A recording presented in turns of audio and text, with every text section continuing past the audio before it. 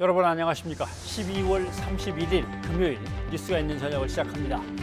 오늘 불어닥친 한파는 새해 첫날인 내일도 이어져 영하 10도 안팎의 추위가 예상됩니다.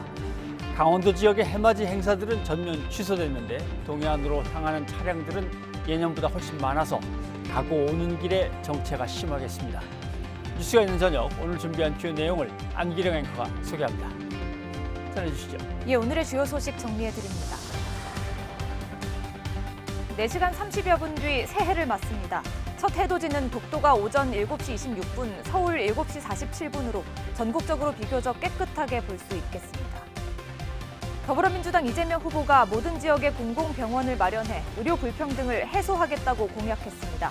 국민의힘 윤석열 후보를 향해서는 비난전이 아닌 정책 토론을 해야 한다고 강조했습니다. 국민의힘 윤석열 후보와 이준석 대표가 선대위 쇄신 문제를 두고 또다시 충돌하며 내홍이 이어지고 있습니다. 이 대표와 김종인 총괄 선대위원장의 만남도 성과 없이 끝났습니다. 코로나19 신규 확진이 감소세를 보이는 가운데 지금의 거리두기는 2주 연장됐습니다. 소상공인 손실보상금은 55만 명에게 500만 원씩 선지급 후 정산 방식으로 지급됩니다. 첫 소식입니다. 더불어민주당 이재명 대선 후보는 전국 70개 권역에 공공병원을 지어서 의료 불평등을 해소하겠다고 밝혔습니다. 또 소상공인 손실보상을 위해 새해 추경 예산을 25조 원 이상 마련해달라고 거듭 촉구했습니다. 최하영 기자입니다. 2021년 마지막 날 이재명 후보는 코로나19 전담병원으로 발걸음했습니다. 의료진 파견이 제가 제일 급선무로 정말 요청드리는 바이거든요. 네. 의사, 간호사. 챙겨야 될 것 같은데 네. 인력 수급이 제일 문제예요. 네. 방역을 위해 나서준 민간병원에 고마움을 표하면서 손실이 없도록 지원하겠다고 약속했습니다. 또 누구나 아프면 차별 없이 치료받을 수 있게 하겠다며 대한민국 모든 지역에 공공병원 마련을 공약했습니다. 70개 진료 권역에 공공병원 1개 이상 확보하고 필수 의료 인력도 양성하겠다는 구상으로 국립보건의료전문대학원과 의대를 신설하겠다고 밝혔습니다. 현행 거리두기가 연장된 가운데 이 후보는 정부의 손실보상 지원이 여전히 미약하다고 지적하며 새해 추경 마련을 거듭 요청했습니다. 포퓰리즘 공격에 좀 이렇게 위축돼가지고 25조 원 정도 하자고 이만큼 하자고 이렇게 얘기를 했는데 다행히 윤석열 후보께서 50조 원 지원을 말씀하셨고 최소한 제가 제시했던 금액은 훨씬 넘어서는 규모로. 다만 송영길 대표가 안철수 국민의당 후보에게 잇따라 러브콜을 보내며 대연정, 대통합론을 띄운 데 대해선 지나치게 멀리 간 것이라고 선을 그었습니다. 저희가 구성한 건 아니라는 말씀을 드립니다. 인재 등용과 정책 채택에서 진영에 구속되지 않겠다. 코로나19 방역과 정책을 챙기며 한 해를 마무리한 이재명 후보는 새해 첫날 부산으로 내려가 표심 다지기에 나섭니다. YTN 최하영입니다. 고위공직자범죄수사처의 통신자료 조회에 대해서 국민의힘은 공수처장 사퇴 촉구 결의안을 낸다는 방침입니다. 민주당은 통신조회는 합법적인 행위로 보수 정권 때보다 줄고 있다면서 한편으로는 관련법 개정을 논의하기로 했습니다. 권민석 기자의 보도입니다. 김진욱 공수처장을 국회 상임위로 불러 거세게 몰아붙인 국민의힘은 강경 대응 기조를 이어갔습니다. 윤석열 후보가 김 처장의 구속 수사를 거론한 데 이어 당에서도 조속히 사퇴하고 법적 책임을 지라고 몰아세웠습니다. 지금까지 확인된 만 하더라도 무려 84%. 세상에 어떻게 이럴 경우가 있을 수 있을까. 야당 의원을 털털 털어갔다라는 생각을 하게 됩니다. 수사의 기본이라고요? 사퇴하는 게 기본이고 감옥 가는 게 기본입니다. 김진욱은요. 공수처가 독립기관이라고 불법을 저질러도 되느냐며 문 대통령의 즉각적인 조치도 촉구했습니다.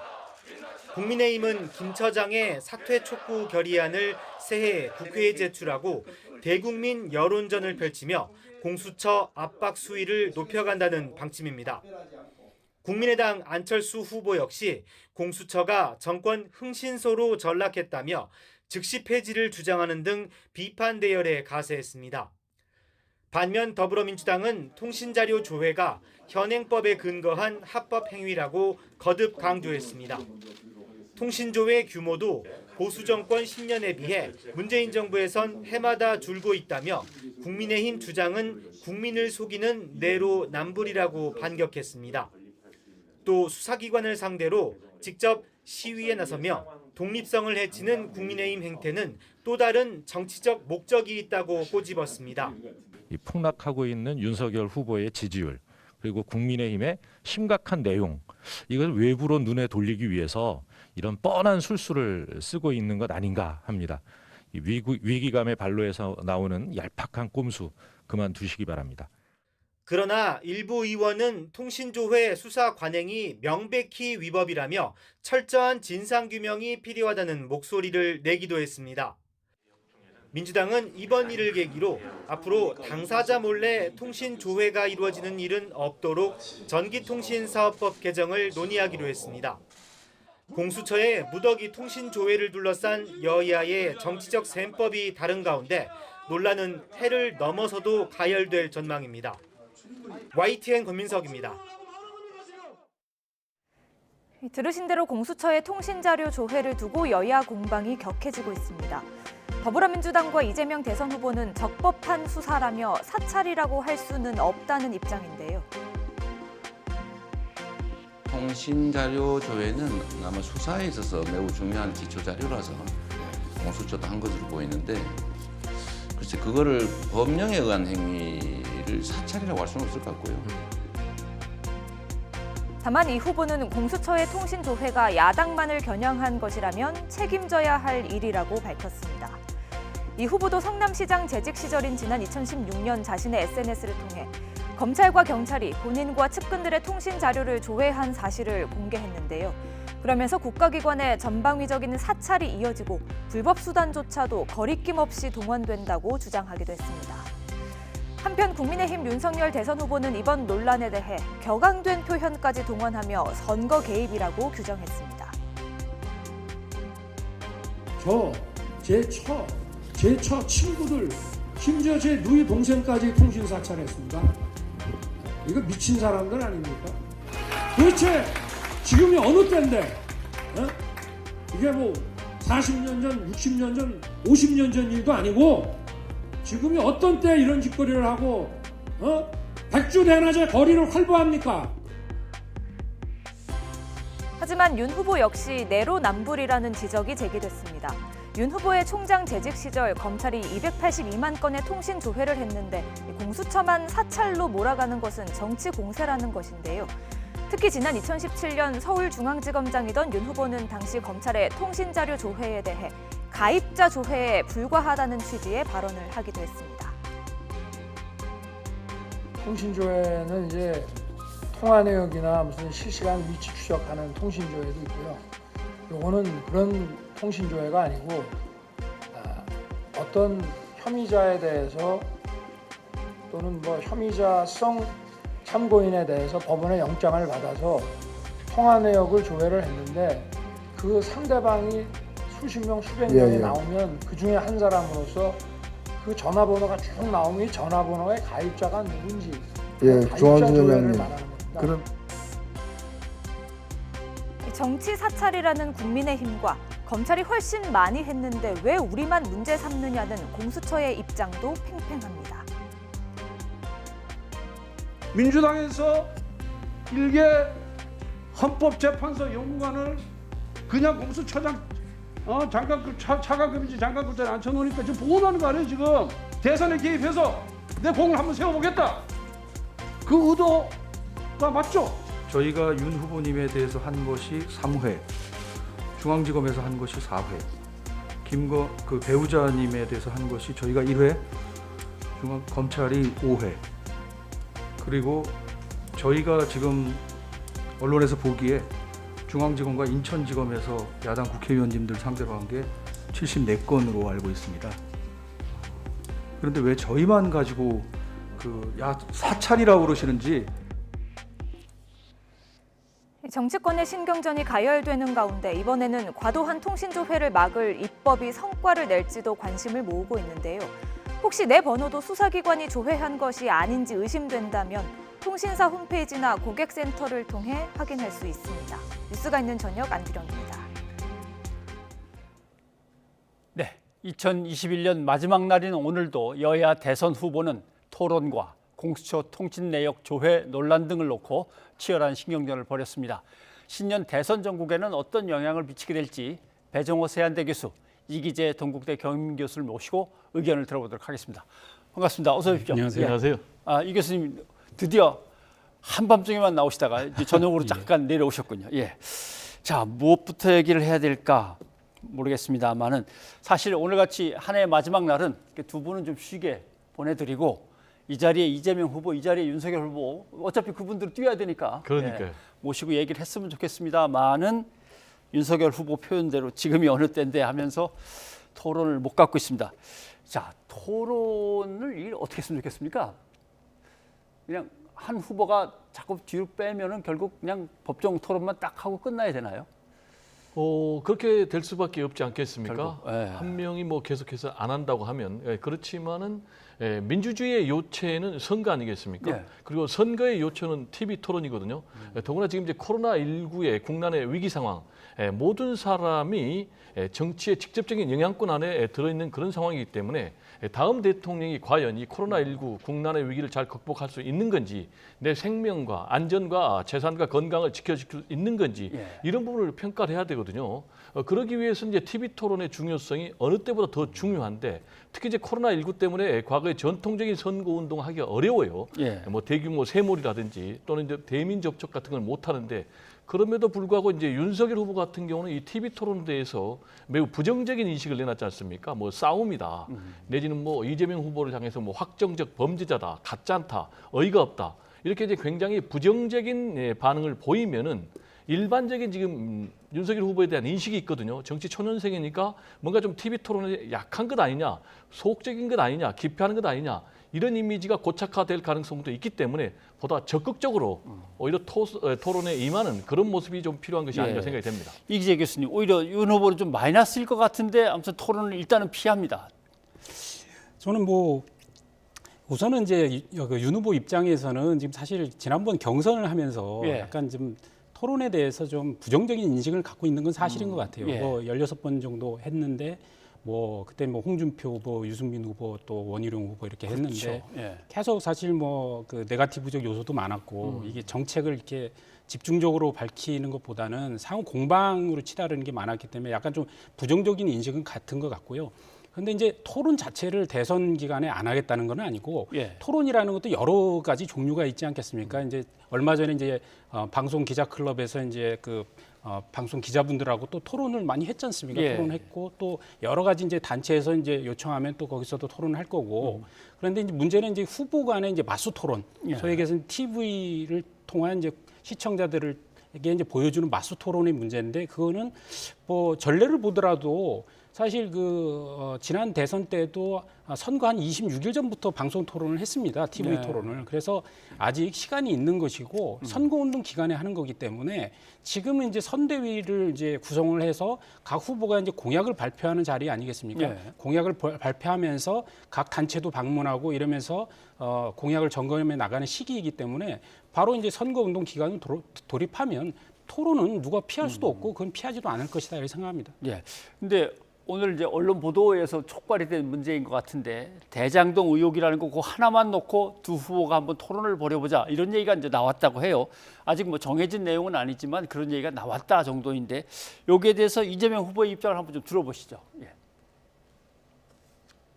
저는 이게 윤 후보나 윤 후보의 선대위의 공식 입장이 아닐 거라고 저는 믿습니다. 어떻게 국민들 앞에 이런 제안을 할 수 있겠어요? 국민의 삶을 놓고 나라를 어떻게 운영하겠다든지 이런 걸 하고 그럴 능력이 있는지를 검증하자는 건데, 특정 과거 사안에 대해서 누구를 비난하기 위한 목표에 네거티브만 하자는 정책 토론, 이건 정책 토론이 아니죠. 네거티브 전을 하자고 설마 제안했겠습니까? 저는 아닐 거라고 생각하기 때문에 확인되면 그때 제가 입장을 말씀드리는 게 좋을 것 같아요. 나중에 분명히 또 아닙니다 이럴 가능성이 많아서. 사실 언론들의 오보가 많고 약간의 전달에 좀 미스도 많아가지고 언론에 실렸다고 해서 바로 이렇게 믿어버리기는 좀 난감합니다. 그런데 어떤 특정 주제를 놓고 토론을 벌인다, 이 문제를 이 교수님 어떻게 보십니까? 저는 이게 말도 안 되는 얘기라고 생각하고 예. 이재명 후보가 그 얘기했듯이 선대의 공식 입장이 아닐 거라고 생각한다고 했지 않습니까? 이거는 공식 입장이 아니고요. 저도 들어오기 전에 확인을 했고 예. 이건 그 선대위 관계자가 이런 얘기를 한 적이 없고 공식 입장도 아닙니다. 그리고 실제로 대장동 그 이슈만 가지고 토론을 한다고 하면 예. 민주당이 이재명 후보가 그걸 받을 리도 없고 예. 어떤 방송사 에서 YTN에서 그걸 받아갖고 그 이슈만 갖고 토론하는 거를 용인할 수 있겠습니까? 저희 따로 주최하라 그러면 불가능한 예. 얘기 아니겠습니까? 그래서 이건 말이 안 되는 얘기를 오보가 나간 거를 가지고 또 이제 계속 확산되는 거라고 보고, 저는 TV 토론 관련해서는 저는 그 반드시 그 말을 잘해야 국민들로부터 인정받는다고 생각하지는 않습니다. 예를 들어서 지난번에 박근혜 대통령 선거 때도 보면은 박근혜 대통령에 대해서 민주당에서 뭐 수첩 공준이 뭐 수첩 없으면 토론 못할 거니 많이 얘기했지만 실제 결론은 어떻게 났냐면 박근혜 대통령이 아주 침착하게 대응을 잘했고, 지난 문재인 대통령 대선 때도 그 토론 잘한다는 유승민 후보, 홍준표 후보가 협봉을 했습니다만 문재인 후보가 얼마든지 자신의 진정성을 갖고 전 잘 응했다고 생각하거든요. 그래서 결국 말 잘하는 게 문제가 아니라 국민이 보시기에 저 사람이 정말 진정성 있고 어떤 태도를 갖고 있느냐, 이런 거에 의해서 결국 토론의 점수는 좌우되기 때문에 윤석열 후보도 굳이 이거에 대해서 너무 방어적인 입장을 취할 이유가 없다. 그래서 토론 정상적으로 전 될 거라고 봅니다. 다만 선거운동 시기에 이루어지는 거니까 지금 너무 막 세우는 거는 정치 공세적인 측면이 있다, 이런 걸 말씀드리는 것이죠. 예. 아마 어떤 언론사는 관심 끌기 딱 좋겠다 하면서 대장동만 갖고 하겠다는 언론사도 있을 수는 있겠습니다만은 그런 거에 대해서는 배 교수님 어떻습니까? 일단 뭐 이게 말씀하신 대로 일부 언론 보도에 의한 거니까 진위 여부를 좀 확인해야 되겠는데, 궁여지책으로 지금 이제 국민의힘 선대위에서 고민하고 있는 것이 언론을 통해서 전달된 것이 아닌가, 이렇게 생각이 됩니다. 왜냐하면 계속해서 지금 몰리고 있지 않습니까? 기피하는 후보. 예. 그러다 보니까 오히려 대장동 주제로 한정해서 적극적으로 TV 토론해서 마치 검사가 피의자를 다루듯이 그렇게 좀 주도적으로 하자라는 이제 그런 아이디어가 나온 것 같은데, 그렇다면 이제 이런 아이디어 자체가 TV 토론의 이제 본래의 취지하고는 정면으로 배치되는 것이죠. 예. TV 토론하는 이유가 네거티브전 대신에 정책 대결로 가자. 그래서 국민들에게 알 권리를 제공하자.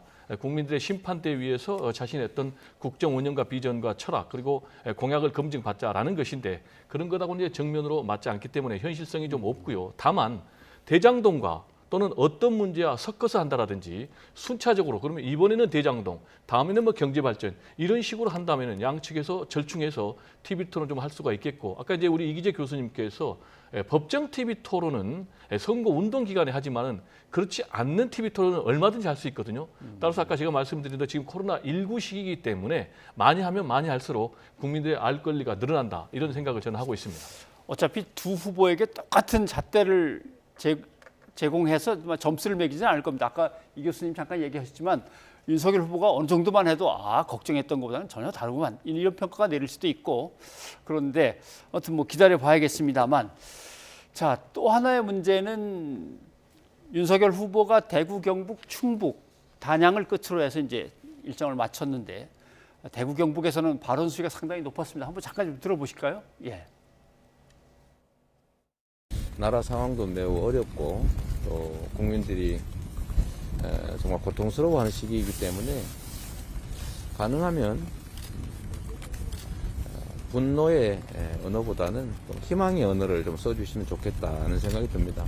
기왕이면 똑같은 뜻 말도 좀 더 편하게 할 수 있을 텐데 왜 저러실까, 그런 생각이 좀 들긴 합니다. 뭐 제가 희망의 얘기도 많이 했고, 또 저는 뭐 강한 워딩이라고 생각을 안 하고 필요한 선대위 출범식에서 또 제가 필요한 말이라고 판단해서 한 것이고, 제가 뭐 그동안 그렇게 자주 민주당이 저를 공격하는 것에 비해서 제가 뭐 그렇게 자주 그런 걸 했습니까? 뭐 하여튼 계속 지켜보십시오. 희망의 그 말씀도 많이 드리겠습니다. 어쩌면 대구 경북의 선대위 출범식이어서 그냥 다른 지역에서의 발언 수위 정도 갖고는 좀 아닐 것 같고 그거보다 좀 높여야 될 필요성은 있었던 것 같은데 이 교수님 보시기에 너무 높인 것 같습니까? 어떻습니까? 그렇죠. 뭐 지역적 상황에서 나왔다기보다는 제가 볼 때는 그 지금 처해 있는 지금 선대위에서의 이제 후보의 입장 이런 게 좀 많이 작용을 한 거 아닌가 싶고요. 왜냐하면 지난번에 사실 이준석 당대표하고 이제 김종인 이제 선대위원장 체제로 이제 전환됐을 때 그때 주로 얘기 나온 게 후보가 안 보인다 이런 얘기 많이 나왔잖아요. 그렇죠. 왜 김종인 위원장하고 이준석 대표 보이는데 후보가 안 보인다 그런 얘기도 나왔고 그다음에 그 이후에 이준석 당대표가 이제 그 선대위원장을 그만두고 이렇게 되면서 그러니까 후보의 리더십의 문제가 얘기되기 때문에 그 아마도 좀 더 강한 리더십을 가져야 된다 이런 게 아마 선대위 내에서의 일부 기존 기류가 있다고 보고 그의 영향을 좀 받지 않았을까 싶고요. 그런데 이제 중요한 거는 그러니까 선대위 내에서 어떤 그 강성 지지층이라든가 이런 부분들이 그런 주장을 한다 하더라도 결국은 그 선거에서 이기기 위해서는 중도층의 마음을 얻는 게 가장 중요하기 때문에 저는 이제 좀 어떤 말의 표현 이런 거는 상당히 좀 품격과 그리고 낮은 자세, 겸손한 자세로 항상 해주는 것이 국민들의 어떤 소통하고 공감하는 것이 좋다. 그런 점에서는 조금 좀 톤다운이 필요하지 않겠나 이런 생각을 합니다. 예. 민주당은 아유 그렇게 심하게 말씀하시면 안 되죠. 하지만 속으로는 상당히 좀 이렇게 은근히 뭔가를 기대하면서 표정 관리를 하는 것 같지 않습니까? 일단 윤석열 후보가 왜 이렇게 대선 후보의 언어로서는 좀 부적절한 강한 톤의 메시지를 내놨는가라는 것과 관련해서는 말씀하신 대로 TK라는 지역적 상황 그리고 본인의 지지율이 하락하고 있는 위기 상황이 굉장히 증폭되면서 본인이 단기적으로 전통적인 지지층들을 좀 끌어올리기 위한 극약 처방이 아닌가 이렇게 분석이 되는데요. 문제는 이렇게 될 경우는 스스로 막말 프레임에 자기를 가두는 그런 결과가 나올 수가 있다.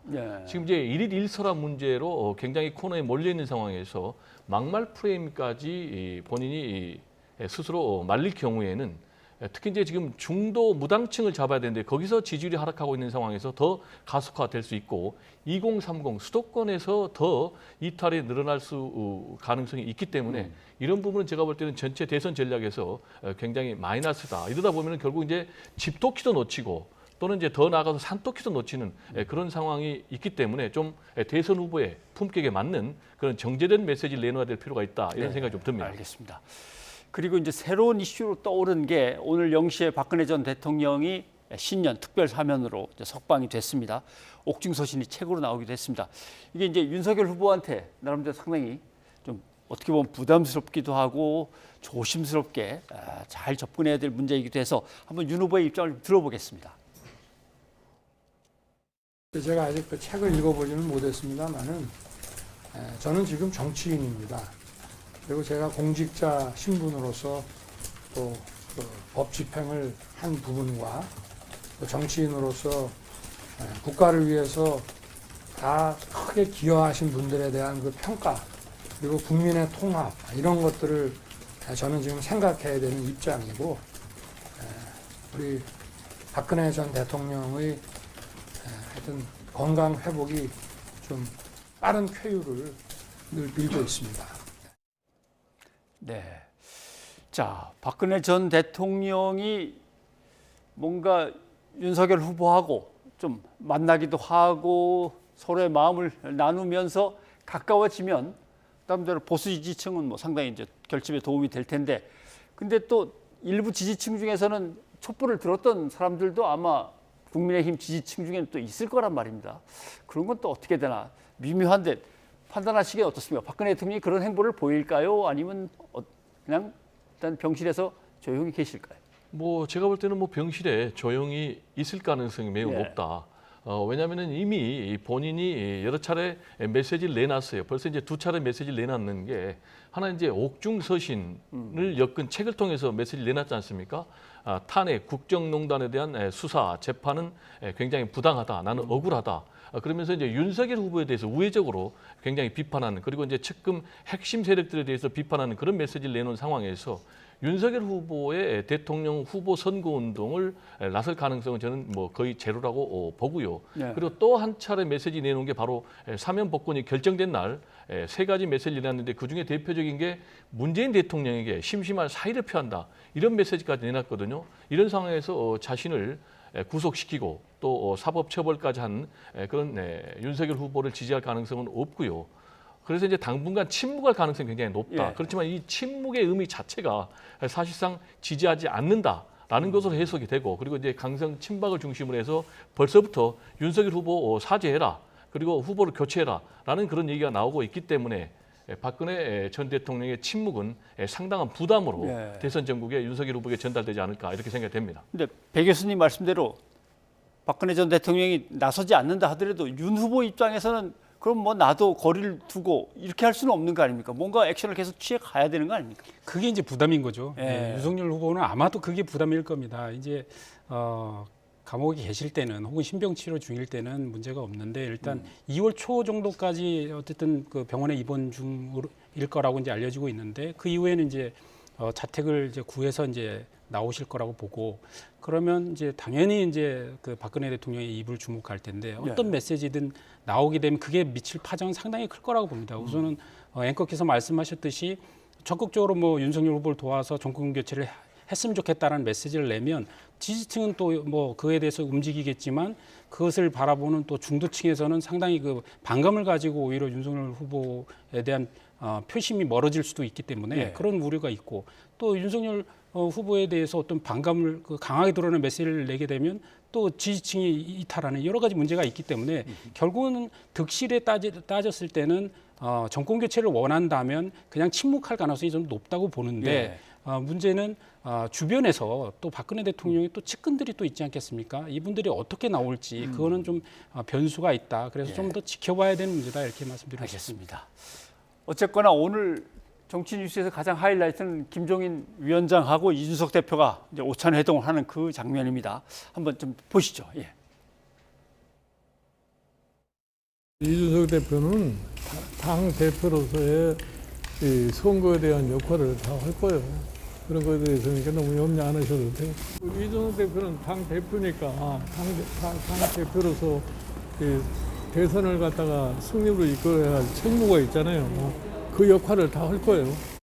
특기할 만한 입장 변화는 없고, 뭐 제가 봤을 때는 김종인 위원장과 뭐 상황 공유 정도 하고 그 정도였습니다. 저는 뭐 제가 굉장히 그 사퇴 이후로부터 일관되게 이야기하고 있기 때문에 저는 뭐 선대위의 변화를 포함해서 이길 수 있는 방향으로 가는 어떤 변화가 필요하다는 얘기를 하고 있는 거고요. 그게 제 복귀나 이런 것은 전제 조건도 아닐 뿐더러 조건부로 하고 싶은 생각도 없습니다. 만나실 생각은 없습니다. 예.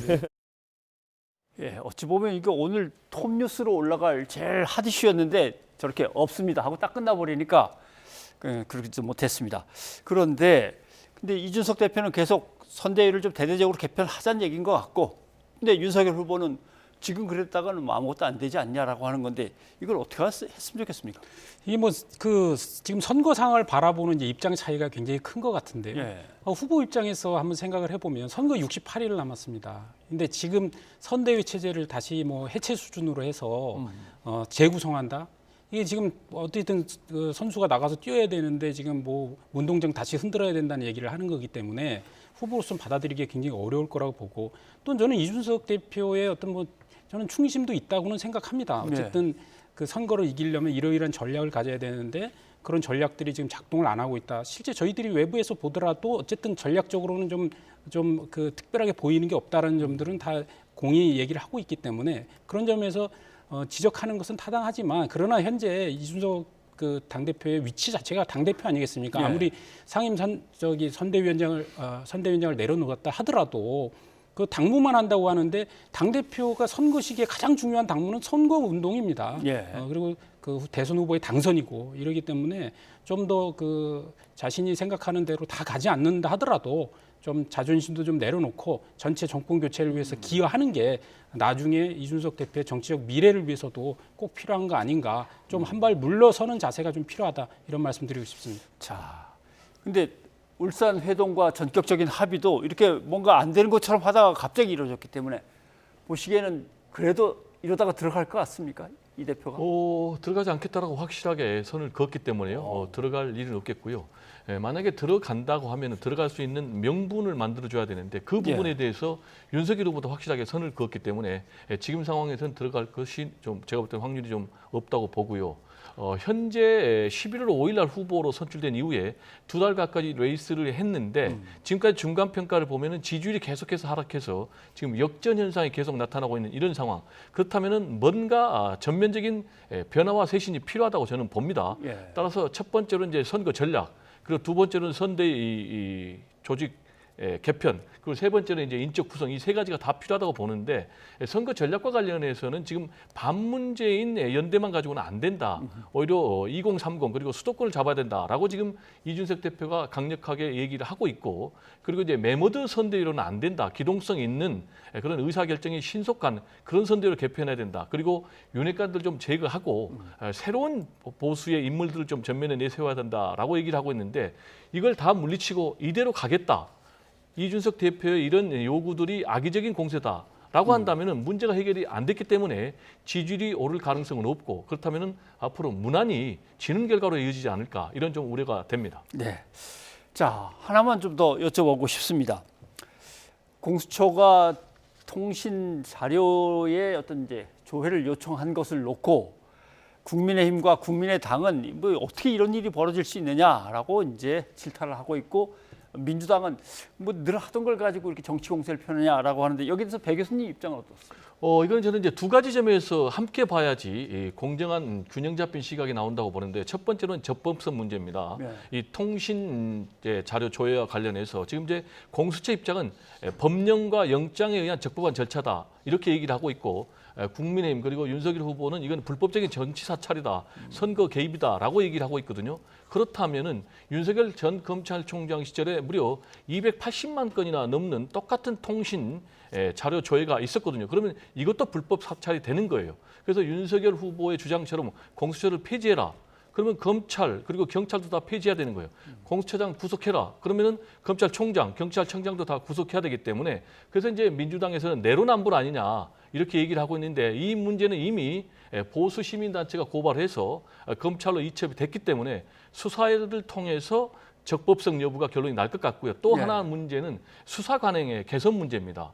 이거는 이제 이런 식으로 계속하면은 무분별하게 지금 계속해서 국민의 기본권이 침해될 가능성이 있거든요. 근데 문제는 지금의 여든 야든 자신들이 야당이 될 때는 이 전기통신사업법을 개선해야 된다라고 하면서 정작 여당이 되면 나몰라라 하고 있기 때문에 이 문제와 관련해서 제가 볼 때는 여도 야도 다 내로남불에 해당이 된다. 따라서 국민의 입장에서 전기통신사업법을 좀 개선할 필요가 있다라는 좀 얘기를 강조하고 싶습니다. 이기재 교수님 어떠십니까?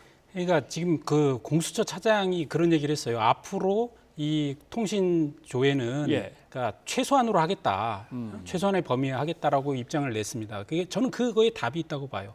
왜냐하면 현재는 어쨌든 전기통신사업법에 근거해서 위법한 건 아닙니다. 통신 자료를 조회하는 것은 그럼에도 불구하고 이게 계속 문제가 됐기 때문에 이 어떤 법 개정 문제라든가 헌법 소원까지 제기된 상황 아니겠습니까? 그런데 해결을 못하고 지금까지 왔는데 그러다 보니까 검찰이라든가 경찰이라든가 지금까지 계속 이런 문제 제기 때문에 이걸 최소화하려고 굉장히 노력을 했었어요.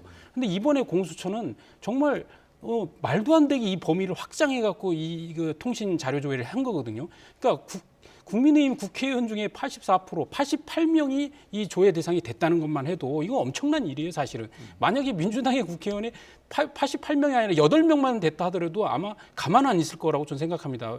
특히 이제 사생활 침해 문제라든가 통신 자유 문제에서 우리 헌법적 자유적 가치에 대해서 얼마나 많이 이야기를 하고 있는 거 아니겠습니까? 이런 면에서 보면 공수처가 너무나 서투르고 너무나 기존의 어떤 오히려 관행에 근거해서 조사를 하고 있지 않느냐. 과거에 우리 김웅 의원 압수수색을 했을 때도 보면 김웅 의원 컴퓨터를 압수수색을 해야 되는데 보좌관 컴퓨터까지 하다가 오히려 그 탈이 난 거 아니겠습니까? 전체적으로 볼 때 너무 그 수사의 맥락도 모르고 그 과대하게 하다 보니까 이런 문제가 생겼는데 저는 이게 관행의 문제를 하더라도 앞으로 개선돼야 되니까 뭐 이번에 민주당에서도 이 문제를 법 개정까지 가야 된다고 했으니까 이 마당에 좀 더 여야가 머리를 맞대고 확실하게 이 문제를 매듭짓고 갔으면 좋겠다. 제가 팩트와 관련된 거니까 짧게 얘기하면요. 지금 이제 공수처는 135건 조회를 했거든요. 근데 올 상반기까지만 해도 검찰은 50만 건 넘었고 경찰은 뭐 100만 건이 넘었으니까 거기에 비하면 훨씬 적다. 이렇게 억울하다. 공수처는 또 지금 반박을 하고 있는 상황입니다. 네, 알겠습니다. 아무튼 오늘 여기까지 하겠습니다. 두 분 교수님 고맙습니다. 네, 감사합니다.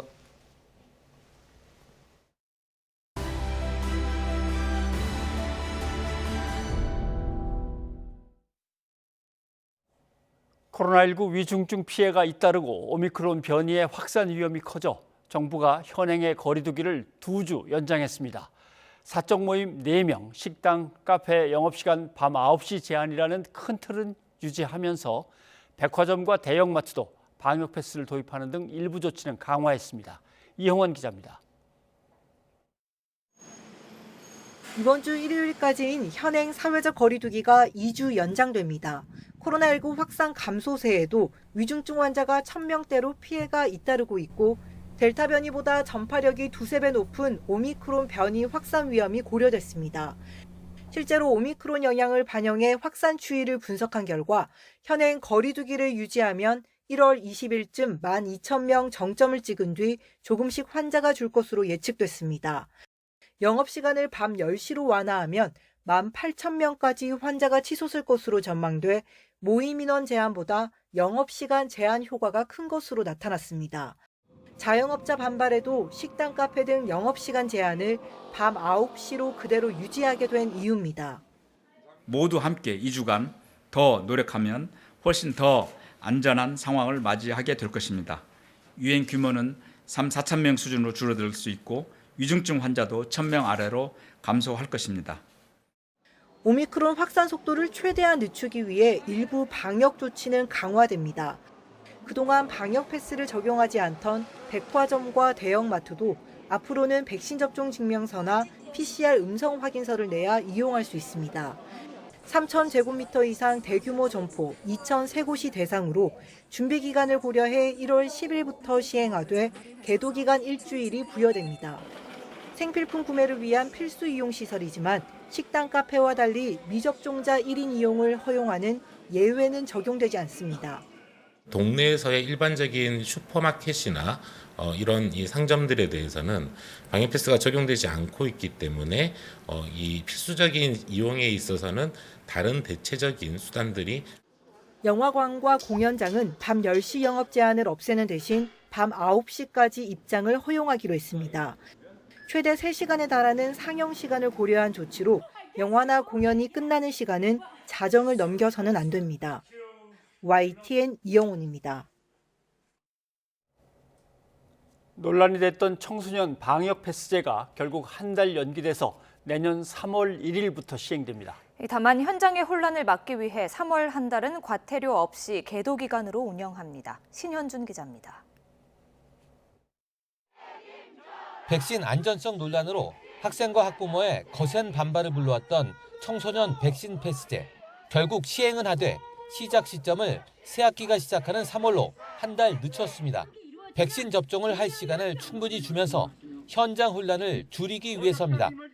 12월 기말고사 기간으로 인해 접종 기간이 짧았고 아직 청소년 접종 완료율이 충분하지 못한 점, 내년 3월 개학 등 학사 일정을 고려하여 당초 2월 1일 시행을 한 달 연기하기로 하였습니다. 이에 따라 3월부터 중고생들은 접종 증명이나 음성 확인서가 없으면 학원이나 독서실은 물론 백화점이나 대형마트 같은 다중 이용 시설도 갈 수 없게 됩니다. 다만 현장의 혼란을 막기 위해 3월 한 달은 과태료 없이 계도 기간으로 운영합니다. 4월부터 위반하면 성인 방역 패스와 마찬가지로 사업장엔 300만 원, 개인에겐 10만 원의 과태료를 부과합니다. 학원의 경우엔 수강생 편의를 위해 접종 증명을 한 달에 한 번만 확인하도록 지침을 개정할 방침입니다. 교육부는 청소년 방역 패스제 시행을 앞두고 백신 접종이 늘면 새학기에는 정상적인 등교 수업이 가능할 것으로 기대하고 있습니다.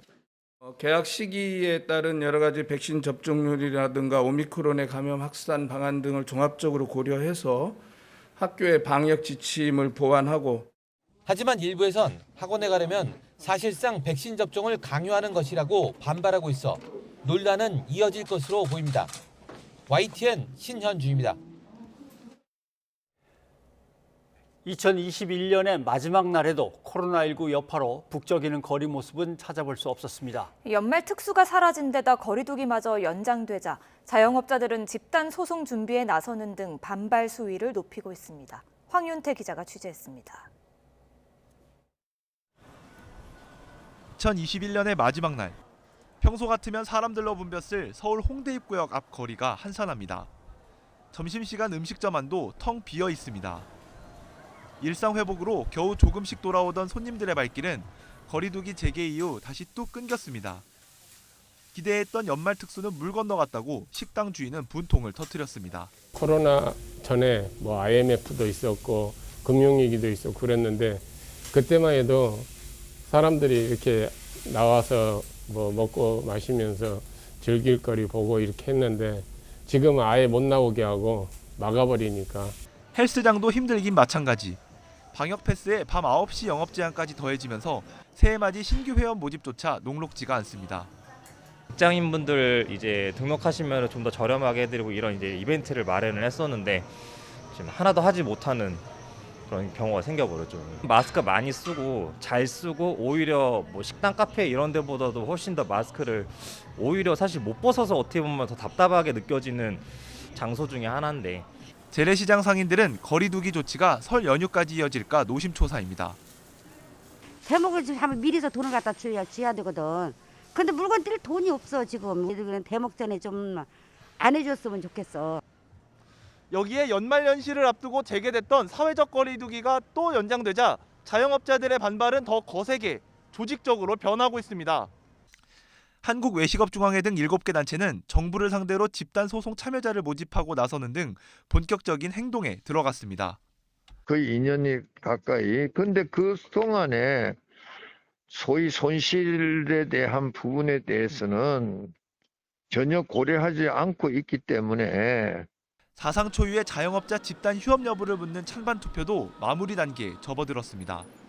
집단 휴업이 성사된다면 다음 주 자영업 단체장들이 모여 집단 휴업 기간과 방식 등을 정할 계획입니다. 또 해가 바뀌며 코로나19 사태는 어느덧 3년 차에 접어드는 가운데 자영업자들의 반발도 집단화하면서 정부와의 갈등은 더욱 고조될 것으로 보입니다. YTN 황윤태입니다. 정부가 지금의 사회적 거리두기 조치를 2주 더 연장하기로 했습니다. 한편 오미크론 변이가 전국적으로 확산세를 보이고 있어 우려도 커지고 있습니다. 예, 한림대 강남성심병원 감염내과 이재갑 교수와 함께 코로나19 상황 짚어보겠습니다. 안녕하십니까? 예, 어서 오십시오. 안녕하세요. 자, 거리두기 조치를 강화했는데 이걸 다시 2주 더 연장한다. 그러면서 달라지는 건 어떤 겁니까? 예, 뭐 전반적인 사적 모임이라든지 영업 시간 이런 건 변화는 없었는데요. 이번에 이제 포함된 거로는 대형 마트라든지 백화점에서의 방역 패스가 적용되는 측면들이 이제 가장 큰 변화에 해당되고요. 나머지 집회 모이는 숫자라든지 교회에 출석 가능한 숫자 이런 부분들은 크게 바뀌지는 않았습니다. 예, 그래도 확진자가 10,000명까지 늘어났다가 줄어들 거라는 전망이 또 나오고 있던데요. 이 계산이 어떻게 나온 겁니까? 예, 일단 이제 질병관리청하고 키스트하고 같이 이제 분석한 수학적 모델링인데요. 일단 이제 사회적 거리두기가 적용되는 방법들, 그러니까 뭐 9시까지 할지 10시까지 할지 또는 사적 모임의 숫자를 4명으로 할지 뭐 8명으로 할지에 대한 것들로 분석을 했는데 오미크론이 유입이 되게 되는 상황을 맞닥뜨리게 되면 지금의 사회적 거리두기를 뭐처럼 4인 9시 유지하면 지금보다는 감소 국면이 되지만 그럼에도 오미크론이 유입되면 좀 더 늘어날 거다. 하지만 이제 만약에 영업시간 10시로 한다든지 또는 사적 모임을 8명을 하는 경우에 되면 훨씬 더 많은 확진자가 1월 중순에서 말쯤에 발생할 수 있다 예측을 하고 있어서요. 그러니까 그 거리두기에 대한 분석에 대한 이런 모델링이 이번 2주 연장에 상당히 영향을 끼친 것으로 알고 있습니다. 네, 알겠습니다. 그런데 또 해외도 보면은 이미 오미크론 변이가 우세종이 돼버린 나라들이 있더라고요. 네. 그러면 결국 우리도 그리로 가는 건지도 궁금하고 지금 델타가 아니라 오미크론이 우세종이 된다면 방역 체계나 이런 것도 달라져야 되는 겁니까? 일단 이제 영국이나 미국을 보더라도 그러니까 이제 유입이 본격적으로 되기 시작해서 거의 보름에서 한 달 사이에 우세종으로 바뀌어 버렸는데요. 그나마 예. 우리나라는 오미크론이 유입되는 시점부터 거리두기를 강화했기 때문에 아직까지 본격적으로 확산이 되고 있지는 않습니다. 근데 어떻든 간에 1월이나 2월이 되면 어쨌든 오미크론이 우세종이 될 거라 생각은 하는데요. 지금까지 미국이나 영국 또는 이제 남아프리카 공화국의 상황을 보게 되면 일단 이제 중증 환자는 입원율 자체는 떨어지고는 있거든요. 그러니까 네. 입원율 한 50% 내외라든지 중증화율은 남아프리카 거를 보면 한 20-30%까지 떨어진다는 얘기는 나오는데 문제는 확진자의 범위가 영국만 해도 지금 거의 5배 이상 늘었고 예. 미국만 해도 지금 2배 이상 확진자가 늘어난 상황이 2배에서 거의 3배쯤 늘었으니까 그러니까 50% 입원율이 줄더라도 확진자가 3배 늘어나게 되면 입원 환자가 급증할 수밖에 없는 상황이 생길 수도 있거든요. 그래서 지금의 유행 상황 자체가 매우 악화될 수 있다. 또한 그럼 너무 절대적인 숫자가 이제 바뀌어지기 때문에 단순히 병상 가동의 문제만 생기는 게 아니라 많아진 확진 환자, 특히 경증과 중등증 환자를 얼마나 빨리 진료하고 또 빨리 격리하냐 이런 부분들이 상당히 문제가 될 수도 있겠다 생각이 듭니다. 예, 그렇다 보니까 정부가 청소년 방역 백신 접종도 강조하고 있습니다. 그런데 청소년 백신 방역 패스는 2월에서 3월로 한 달 연기하기로 했는데요. 새 학기가 시작되는 때잖아요. 네. 그때는 좀 무난히 시행이 가능하겠습니까? 일단 뭐 아직 반발이 심하기는 했었는데 다만 이미 이제 방역 패스와 관련된 얘기가 나오고 청소년 예방 접종이 중요하다는 얘기가 나오면서 지금 이미 1차 접종을 마친 12에서 17세의 청소년들이 이미 70%를 넘어선 상황들이 되기는 합니다. 그래서 2차 접종까지 충분히 맞춘다고 하면 2월까지만 맞추더라도 생각보다 청소년 예방 접종이 상당히 오를 거로 예상이 되거든요. 그래서 예방 접종률이 오르게 되면 방역 패스 시행 자체에 대한 부담도 줄어들게 될 거고 또한 예방 접종률이 오른 것 자체가 학교의 등교 수업을 훨씬 더 이제 좀 폭넓게 시작할 수 있는 기회가 될 수도 있기 때문에 아마도 방역 패스 시행 자체에 대한 반발은 지난번 처음 발표됐을 때보다는 상당히 좀 누그러들지 않을까 생각을 하고 있습니다. 예. 백신 접종을 하면서 이제 계속 주의 깊게 봤던 것이 이제 18살 또는 16살 이렇게 내려가면서 뭔가 더 큰 위험이 있거나 문제가 생기는 거 아닐까 이제 유심히 봤던 건데 이제 내년이면 만 12살까지로 이제 내려가는 거 아닙니까? 네. 그러면 자, 아직도 걱정을 많이 하고 반대하는 목소리도 높은데 어떤 대책을 세워야 됩니까? 그러니까 일단 이제 예방접종률 보면 중학생 이상인 그러니까 13살 이상 아이들은 이미 60%를 넘어섰는데 초등학교 6학년 아이들 예방접종이 아직 50% 못 넘기는 했습니다. 그 말씀하신 우려들이 있기는 있거든요. 근데 지금 나오는 여러 통계들 보면 12에서 15세 예방접종한 아이들 통계가 계속 나오고 있는데 오히려 16세, 17세에 비해서 이상 반응 숫자가 더 많지도 않고 또 심근염의 빈도도 높지도 않다라는 보고들이 계속 나오고 있습니다. 또 외국에서 5에서 11세 예방접종에 대한 결과들도 계속 나오고 있는데 크게 문제없이 잘 진행이 되고 있는 상황들이어서 그래서 어떻든 이런 안전성과 관련 데이터는 질병관리청이나 이제 전문가들이 충분하게 공유를 한다면 예방접종률 올라가는 데 큰 도움이 되지 않을까 생각을 하고 있습니다. 예, 그리고 교수님 새해 가장 달라지는 게 바로 먹는 치료제가 도입되는 거 아닐까 싶은데요. 생각해보면 신종플루 때도 먹는 치료제가 도입되면서 좀 상황이 급변했는데 이번 코로나19 상황에도 영향을 주겠습니까? 예, 일단 팍스로비드의 입원 예방 효과가 88% 정도 되는 거기 때문에 정말로 이제 빨리 고위험군한테 또 경증, 중등증 환자한테 빨리만 투여한다 그러면 중증으로 이완되는 거를 상당 부분 막기 때문에 의료 체계에 대한 부담을 많이 줄일 수는 있을 것 같은데요. 다만 이제 확진자 숫자가 오미크론 때는 많이 늘어나는 상황이 돼버리면 5일 이내에 이 약을 투여하기 힘든 상황이 벌어질 수 있기 때문에 앞으로 한 달 정도의 시간들 동안 어떻게 이런 경구 치료제가 빨리 고위험군한테 빨리 진단되고 빨리 투약될 수 있는 그런 체계를 만드는지가 정말 중요한 상황이 될 수도 있습니다. 네. 그런 이제 변화 속에서 가장 이제 신경이 많이 쓰이는 게 그럼 델타는 이쪽에서 번지고 오미크론도 같이 이쪽에서 번지고 세계보건기구도 아마 이걸 이제 염려하는 것 같은데요. 그렇게 될 경우 대선 후보도 공약을 보면 이제 공공병원 얘기 나오고 하는데 참 저런 얘기를 이제 꺼내서 지금 언제 짓고 뭘 하겠나 이런 걱정도 막 들고 어떤 준비가 필요한 겁니까? 일단 이제 델타에 대한 준비는 이제 중환자 병상을 많이 확충을 했고 병상도 많이 확충한 상황이기 때문에 그 부분은 어느 정도 준비가 끝났다고 보고 있습니다. 그래서 시간제는 1월 중순 정도면 병상 부족은 어느 정도 해결이 될 것 같은데 문제는 외래 진료 체계가 제대로 갖춰져 있지 않거든요. 그러니까 예전에 신종플루 때 수많은 환자가 나오더라도 의원급 의료기관이 다 환자를 봐주니까 그 수많은 신종플루 환자를 감당을 했었는데 지금 코로나19 같은 경우는 의원급 의료기관이 거의 활동을 못하고 있기 때문에 그래서 의원급 의료기관의 그런 진료가 가능한 그런 부분들을 빨리 개편을 해야 감당이 가능하지 않을까 생각이 듭니다. 예. 알겠습니다. 오늘 여기까지 듣겠습니다. 이재혁 교수님 고맙습니다. 네, 감사합니다. 경기 고양시 마두역 앞에 상가 건물에서 지하 주차장 기둥이 무너지는 사고가 발생했습니다. 주변 땅 꺼짐 현상까지 발생하며 건물 붕괴 우려가 커지자 상인과 이용객 300여 명이 긴급 대피했습니다. 이준엽 기자입니다. 경기 고양시 마두역 앞 상가 건물 지하 주차장.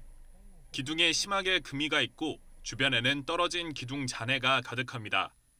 오전 11시 반쯤 굉음과 함께 지하 기둥이 부러져 건물 붕괴가 우려된다는 신고가 접수됐습니다. 문이 꽝 닫히는 소리 있잖아. 큰 소리가 나가지고 1년 전부터 저희가 꺼지더라고요. 고양시에서는 이제 그 원인 조사를 이제 한다고 그래가지고 빨리 대응을 안 하고 있었는데 건물에서 항상 불안했던 거죠. 경찰과 소방당국이 출동해 입주한 상인과 손님 등 300여 명을 대피시켰습니다. 다행히 다친 사람은 없었지만 무너진 기둥 위 땅이 꺼지면서 안전을 위해 인근 통행이 통제됐습니다. 7층 건물 지하에 기둥이 부러지면서 그 위 인도가 푹 내려앉았습니다. 현장 조사 결과 가로 8m, 세로 4.5m 크기의 땅이 1m 정도 꺼진 것으로 측정됐습니다. 해당 건물은 이미 일주일 전 땅 꺼짐 현상이 신고돼 땅속 촬영 등 조사 작업을 하고 있었습니다. 촬영 장비 있잖아요. 땅속 엑스레이라고 그러죠. 관로 점검을 이제 한 거예요. 지하 공동조사도 같이 했어요. 특별히 이상한 게 나오진 않았어요. CCTV 이상으로는. 안전진단에 나선 전문가들은 일단 건물이 붕괴할 가능성은 매우 낮다고 판단했습니다. 고양시는 건물 안전이 최종 확인될 때까지 사용 제한 명령을 내리고 추가 붕괴 위험을 막기 위해 파손된 기둥을 긴급 보강하기로 했습니다. YTN 이준엽입니다. 지난달 을지대 병원에서 신입 간호사가 병원 내 괴롭힘, 태움 피해를 호소하며 극단적인 선택을 했습니다. 그리고 경찰 수사를 통해 이 태움 의혹이 일부 사실로 확인됐습니다. 경찰은 가해자로 지목된 선배 간호사 1명을 폭행과 모욕 혐의로 검찰에 넘길 방침입니다. 홍민기 기자입니다. 지난달 16일 경기도 의정부시 을지대병원 기숙사에서 숨진 채 발견된 신규 간호사 A씨. 일부 선배 간호사들이 병원 차트를 집어던지거나 공개적으로 모욕을 주는 등 괴롭힌다며 이른바 태움 피해를 호소하다 결국 극단적 선택을 했습니다. 퇴근을 해보겠다라고 얘기를 했는데 너 같은 애는 필요 없으니까 꺼져라. 다 앞에 보고 있는 데서 한 번은 뭐 볼펜을 던지면서 본인이 얼굴에 맞았다고. 사고 후 한 달 반 만에 태움 의혹이 일부 사실로 확인됐습니다.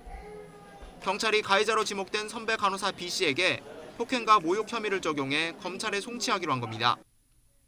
A씨가 숨지기 전 병원 CCTV 3달치를 분석한 결과 B씨가 멱살을 잡는 등 폭행한 정황이 드러났습니다. A씨가 생전 SNS와 단체 대화방 등을 통해 B씨가 유독 자신만 강하게 질책한다며 하소연했던 사실도 확인됐습니다. 다만 가해자로 지목된 다른 간호사 1명은 증거가 불충분해 혐의가 없다고 판단하고 불송치 결정을 내렸습니다.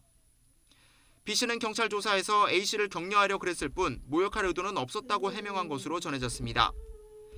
A씨 유족들은 수사 결과에 대해 아쉽지만 1명이라도 혐의가 인정돼 다행이라고 말했습니다. 2명이든 1명이든 괴롭힘이 있었다는 자체는 밝혀진 거라고 생각이 들어서 증거가 어떻게 불충분했는지 정확히 저희는 알 수가 없지만 보건의료노조는 경찰이 불송치한 다른 1명에 대해서도 병원이 추가 조사하고 또 다른 피해자는 없는지 철저히 들여다봐야 한다고 촉구했습니다. 법적으로는 무혐의지만 내용적으로는 저는 그런 주변 동료들의 진술을 충분히 받으면 그것 또한 또 그 진상을 조사할 수 있는 또 계기가 마련이 될 거라고 생각을 하고요. 을지대병원 측은 자체 진상 조사를 마쳤고 경찰 수사와 일치하는 부분이 확인됐다며 조만간 공식 입장을 발표하고 후속 조치에 나서겠다고 밝혔습니다. 태움 논란이 불거진 뒤 윤병우 을지대병원장은 조직을 쇄신하겠다며 스스로 자리에서 물러났습니다. A씨에 대한 부당 근로 여부를 조사한 고용노동부 의정부지청은 법률 검토를 마친 뒤 병원 측에 시정명령을 내릴 예정입니다. YTN 홍민기입니다. 네, 한 해의 마지막 날 50년 가까이 일하고 문을 닫는 곳이 있습니다. 호남 화력발전소 48년 만이군요. 예, 에너지 정책의 전환, 또 탄소를 줄이다 보니까 화력발전소의 폐지를 받아들일 수밖에 없습니다. 그럼 여기서 일하던 사람들은 어떻게 될까? 한번 보십시오. 예, 320명 있었는데 290명은 다른 곳으로 다 재배치를 하거나 남아서 마저 일을 하고 정년퇴직이 10명 있었고 계약 종료가 20명. 저 계약 종료가 어떻게 보면 해고되는 거죠. 예. 자, 장관은 거기 가서 그래도 다들 살려냈다고 용하다고 높이 평가를 한다고 합니다. 그래서 제가 어제 한번 받아들었던 편지를 꺼내봤습니다. 그랬더니 거기에는 그렇게 쓰여 있지 않습니다. 자, 뭐라고 써 있냐면 내일 또 133명이 밀려납니다. 12월 31일 호남 화력발전소 폐쇄, 대책 없이 133명이 퇴출당합니다. 이렇게 메일에 적혀 있었습니다. 언론이 전하는 뉴스, 장관의 인사말 어디에도 비정규직 노동자 133명의 이야기는 들어있지 않습니다. 그래서 다시 한번 자료를 찾아봤습니다. 뭔가 좀 이상합니다. 그동안 4년 동안 서천, 영동, 보령, 삼천포에서 8개의 화력발전소가 폐쇄되면서 통계를 잡은 것이 이렇게 되어 있습니다.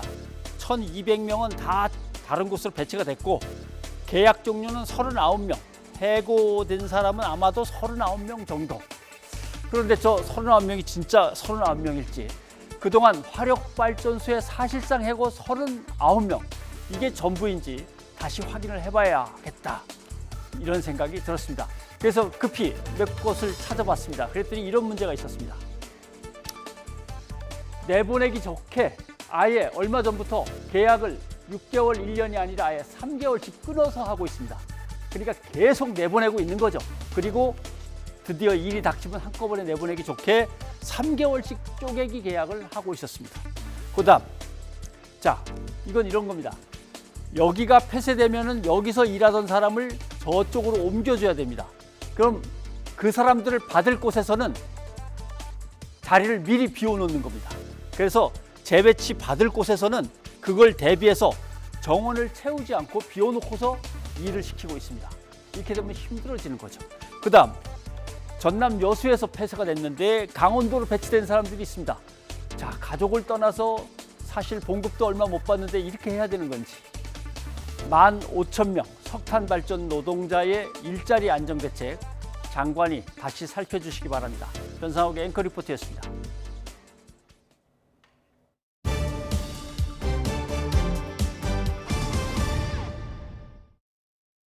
올해 소비자 물가 상승률이 10년 만에 최고치를 기록했습니다. 이런 추세라면 내년에도 물가가 오를 가능성이 높은데요. 정부는 민생 안정을 최우선 과제로 두고 대응하기로 했습니다. 오인석 기자입니다. 11월 3.8%가 오르며 10년 만에 최고 상승률을 보였던 소비자 물가는 12월에도 3.7%가 뛰었습니다.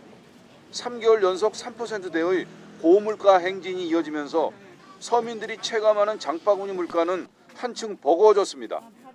야채라든지 과일이라든지 장을 보러 가게 되면 예전보다 물가가 좀 많이 오른 것 같아서 장 보기가 두려운 그런. 올해 연간 소비자 물가 상승률은 2.5%를 기록했습니다. 2011년 4.0% 이후 10년 만에 최고치입니다. 농축수산물과 국제 원자재 가격 상승, 수요 회복 등이 맞물리면서 물가가 치솟았습니다. 올해 농축수산물은 8.7%가 올라 10년 만에 최고 상승률을 기록했습니다. 달걀과 파, 사과, 돼지고기, 국산 쇠고기 등의 오름폭이 컸습니다.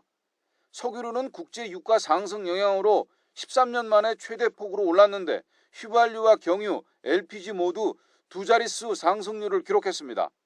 우유값 상승으로 가공식품도 2.1% 올랐고 집세도 2017년 이후 상승률이 가장 높았습니다. 12월에도 공업제품과 서비스, 농축수산물 가격이 모두 뛰었습니다. 정부는 당분간 이 같은 물가 오름세가 지속하다가 점차 상승세가 둔화할 것으로 전망하고 있습니다. 오미크론 변이 바이러스와 글로벌 공급망 차질 등은 불확실한 변수로 꼽았습니다. 어려운 물가 여건을 감안하여 정부는 각별한 경각심을 갖고 서민 생활 물가 안정을 최우선 정책 과제로 두고 물가 부처 책임제를 중심으로 총력 대응하겠습니다. 정부는 다음 주 설 민생 안정 대책을 발표하면서 설 성수품을 설 3주 전부터 공급하기로 했습니다. 장바구니 물가 부담을 완화하기 위해 설 민생 대책은 일주일 앞당겨졌습니다. YTN 오인석입니다. 코로나19 여파 속에 올해 우리나라 콘텐츠는 세계적으로 크게 주목받았습니다. 특히 OTT, 온라인 동영상 서비스 덕에 세계적인 흥행 가능성은 더 커지고 있는데요. 이른바 K 콘텐츠의 인기가 내년에도 이어질 수 있을지 김혜은 기자가 짚어봤습니다.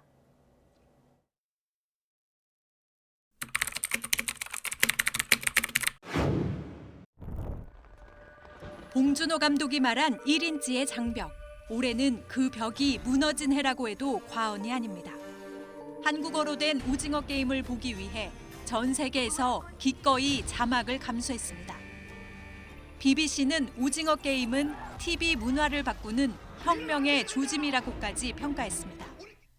오징어 게임뿐 아니라 지옥, 갯마을 차차차 등 올해 우리나라 작품은 OTT 상위권에 자주 이름을 올렸습니다. 그야말로 K 콘텐츠의 해였습니다. 세계 시장에 어떤 신뢰들을 굉장히 오랫동안 쌓아왔다고 생각을 해요. 세계 시장의 벽이라고 하는 곳에 균열을 내다가 결국에는 이제 한꺼번에 쏟아져 내리는 현상으로 바뀌어서 이 때문에 우리의 새 작품이 나올 때마다 점점 더 관심이 쏠리고 있습니다. 한국 콘텐츠의 인기가 지금 이어지고 있는 것 같은데 부담되죠. 고유의 세계관이 있고 전달되는 고유의 정서가 다르기 때문에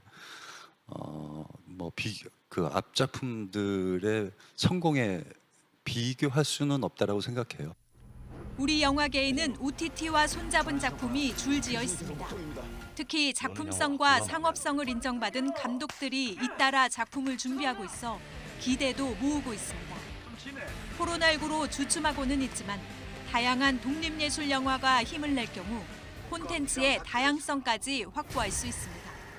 우리가 잘할 수 있는 이런 진지한 사회 드라마라든지 그런 독립예술 영화라든지 다큐멘터리라든지 이런 것들도 조금 빨리 더 기회를 만났으면 좋겠다는 생각이 들고요. 한국 영화 100년 역사 최초로 오스카를 뚫은 봉준호와 윤여정에 이어 이제 K 콘텐츠는 또 다른 역사를 써가고 있습니다. YTN 김혜은입니다.